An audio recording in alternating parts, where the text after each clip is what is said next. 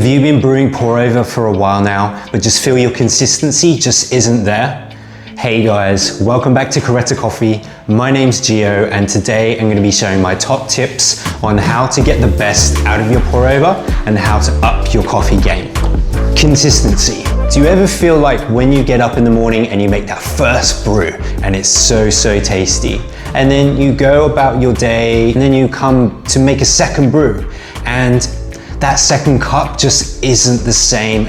And today I'm going to be showing you how consistency is so important and the variables you can include to up your consistency and make that perfect brew every single time. So the first thing I want you to concentrate on is sticking to a recipe. So sticking to a recipe is the best thing you can do. So to simplify things, all a coffee recipe is a guideline, just like a cookbook recipe. You use those guidelines and you go out of them slightly to create something beautiful. It helps that coffee thrive in all of its natural characteristics. So let's say, for argument's sake, we've got 20 grams of coffee and we do a 1:15 ratio. All we're gonna do is times 20 by 15, and then that will give us 300 grams of water. And we'll split it as simple as possible into 3 pours. And then I'm going to do a bloom of 60 grams. I'm going to wait till 45 seconds, and then I'm going to pour to 150 grams. And 1 minute 30, for example, I'm going to pour straight to 300 grams. I'm going to let it draw down. Once that goes dry, we can taste that brew. We can change variables as and where needed. For example, if the brew took too long in its extraction time, we can make that coffee a bit coarser.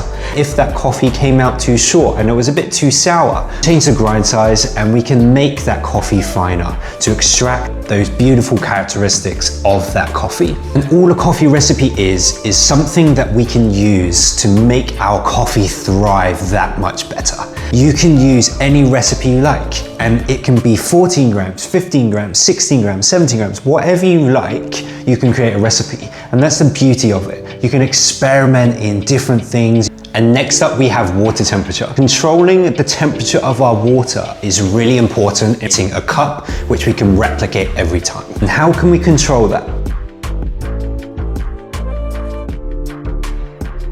This kettle, where we can regulate the temperature from 0 to 100 degrees. And this will allow us to control that temperature in a way where now, because we have the accessibility to set our temperature to the desired heat, we can replicate that brew with ease. And for light roasted coffees, you want to go up in the temperature, bring out more vibrancy and those fruit forward flavors. And if we've got a medium to dark roasted coffee, we can bring out less bitterness in that coffee. And I hate bitterness in my coffee, so I tend to go between 87 and 92 in my water temperature, and it always works for me. In regards to getting the best and the most sweet and vibrant coffees, like I said, for light roasted coffees, you want to try and go a bit higher in temperature, so between 91 and 96 degrees. Implementing agitation into our recipes will help us with a nice even extraction. One thing I've learned recently is putting agitation into my recipe will help me replicate my brews again and again. Preparing for my competitions next year, that's something that has helped me drastically into improving my brews every single day.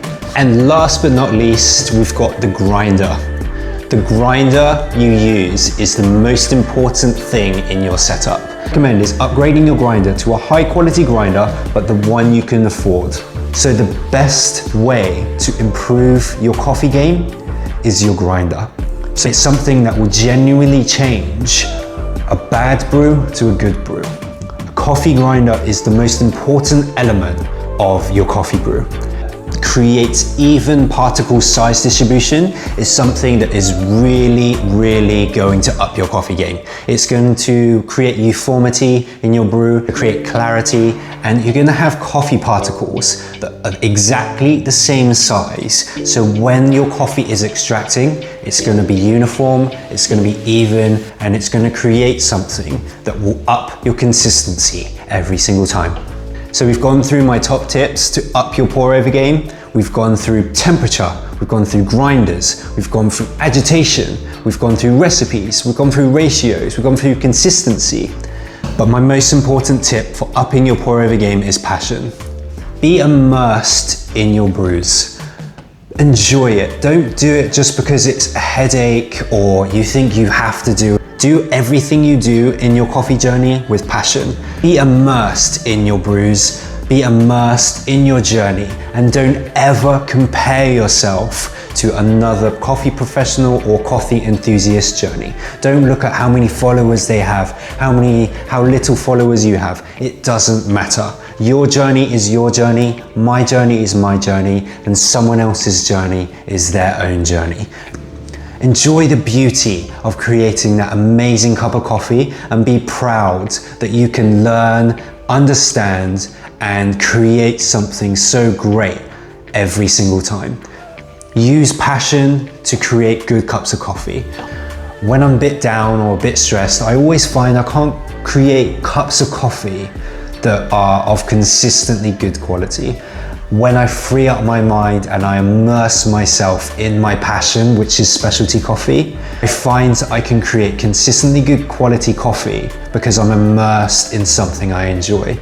I'm immersed in creating something new, taking something where I've never brewed that coffee before and experimenting over and over and over again to create something that I'm proud to have been able to create something which tastes so good and makes all those characteristics of that coffee thrive.